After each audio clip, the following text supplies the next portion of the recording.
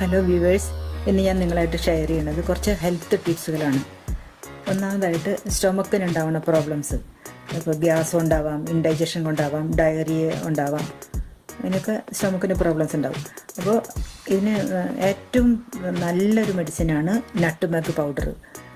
അതിനെ പറയാം ജാതിക്ക പൊടി, മലയാളത്തിൽ പറയാം ജാതിക്ക എന്ന് പറയാം. ജാതിക്ക കായ പോലെ അത് അങ്ങനെ ഫ്രഷായിട്ട് വാങ്ങാൻ കിട്ടും, അല്ലെങ്കിൽ അതിൻ്റെ പൗഡർ, ഈ നട്ട്മെഗ് പൗഡർ എന്ന് പറഞ്ഞിട്ട് ബോട്ടിലിൽ അങ്ങനെ വാങ്ങാൻ കിട്ടും. ഇപ്പോൾ ചെറിയ കുട്ടികൾക്കൊക്കെ ആണെങ്കിൽ ഒരു പിഞ്ച് നട്ട്മെഗിൻ്റെ പൗഡർ കുറച്ച് തേൻ ചാലിച്ചിട്ട് 2 പ്രാവശ്യം ദിവസത്തിൽ 2 പ്രാവശ്യം കൊടുത്ത് 2 ദിവസം കൊടുത്താൽ മതി. അതിലും കൂടെ ഒരു കൊടുക്കണ്ട. വലിയവർക്കൊക്കെ ആണെങ്കിൽ ഒരു 1/4 സ്പൂൺ കുറച്ച് തേൻ ചാലിച്ചിട്ട് കഴിക്കാം. ഇത് വളരെ നല്ലതാണ് നട്ട്മെഗിൻ്റെ പൗഡർ.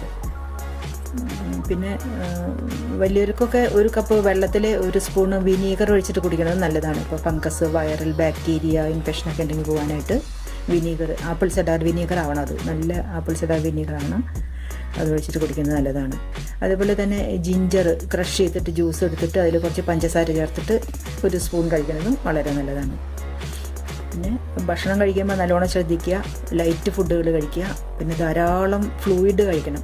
ഇലക്ട്രോലൈറ്റ് ബാലൻസ് ചെയ്യാൻ വേണ്ടിയിട്ട് ധാരാളം കഞ്ഞിവെള്ളം, കോക്കനട്ട് വാട്ടർ, അത് കുട്ടികൾക്കാണെങ്കിലും ധാരാളം വെള്ളം കൊടുക്കണം.